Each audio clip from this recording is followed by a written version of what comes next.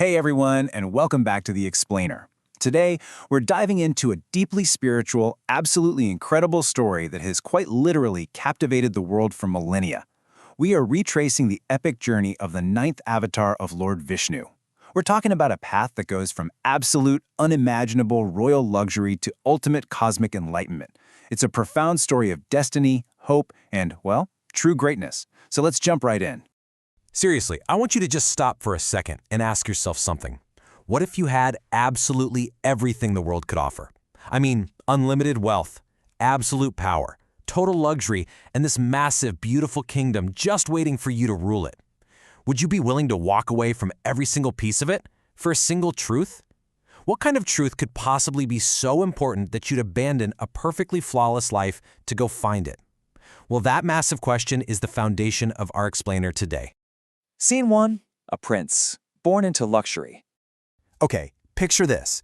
Long ago, Prince Siddhartha is born, and his father is absolutely desperate to protect him from every conceivable hardship. So he shelters him. He builds him this perfect world of beautiful palaces, constant celebrations, and just endless luxury. A golden divine aura surrounded his entire existence.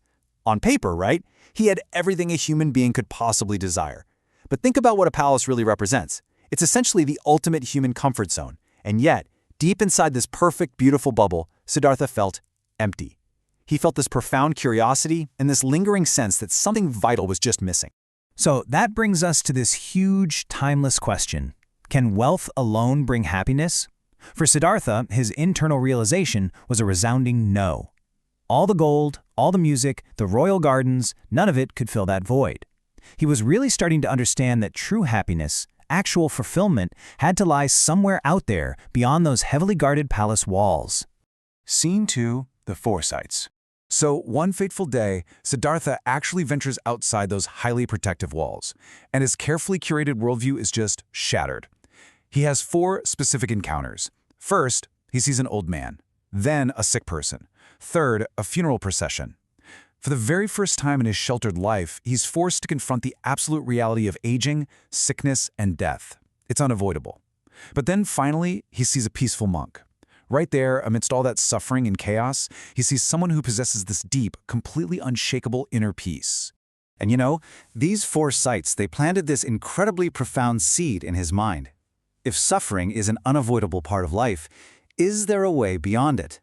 That monk proved that peace was actually possible, even in a world filled with sickness and death. But the question was, how? Scene 3. The Great Renunciation. Driven by that burning question, Siddhartha makes a choice that quite literally shocked the world. In the middle of the night, he leaves it all behind. His throne, his riches, his palace, and he walks alone into the dark forest, stepping into a completely uncertain future. He sacrificed the ultimate comfort zone. Armed with literally nothing but his search for the truth, a brand new chapter for humanity began. I mean, just think about the immense, mind-boggling courage it takes to leave behind everything you know, just to find out what is actually real. Scene 4. The Search for Enlightenment. Now, stepping out the door, that was just step 1. For years, he wandered into the deep unknown, seeking self-discovery and ultimate understanding. He meditated in secluded forests, he studied with the absolute greatest spiritual teachers of his time, and he practiced extreme discipline. Yet, here's the crazy part. Despite all these intense spiritual practices and years of grueling mental effort, those final answers, they still remained completely elusive. Exhausted but totally determined, he finally comes to sit beneath a sacred tree, the Bodhi tree. And it was right there that he makes this incredible, unbreakable vow. I will not rise until I discover the truth. He grounded himself in complete, absolute stillness, fully committed to finding the answer, right then and there, or perishing in the attempt. Scene 5. Divine Awakening. As he sat there beneath the Bodhi tree, days and nights passed, and he went through this massive, intense spiritual ordeal. Temptations came to distract him, deep-seated fears appeared to frighten him, and intense doubt really tried to break his resolve. But Siddhartha, he remained perfectly still. And then, the inner darkness vanished. Ultimate wisdom arose in his mind, and pure compassion completely filled his heart. Through that absolute stillness, bathed in a golden divine light, he achieved the ultimate breakthrough. And right then, In that cosmic moment of awakening, surrounded by divine energy, Siddhartha transformed. He became the Buddha, the Enlightened One, the ninth avatar of Lord Vishnu.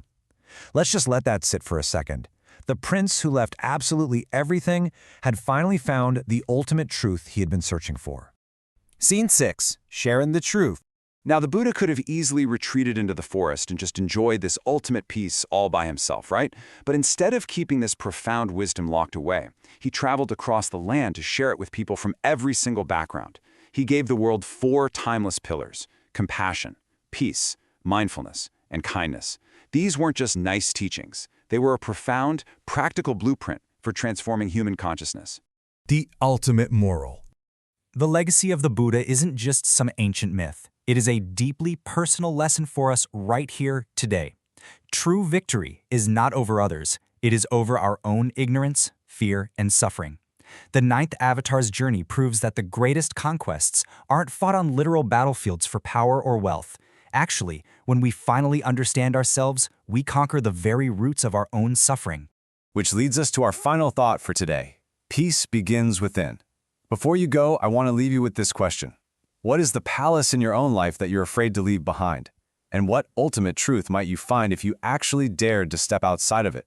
Let us know your thoughts down in the comments by typing "Peace begins within." And hey, make sure to like, share, and subscribe to the channel for more explainer journeys into the inspiring stories of Lord Vishnu's Dashavatara and ancient spiritual wisdom.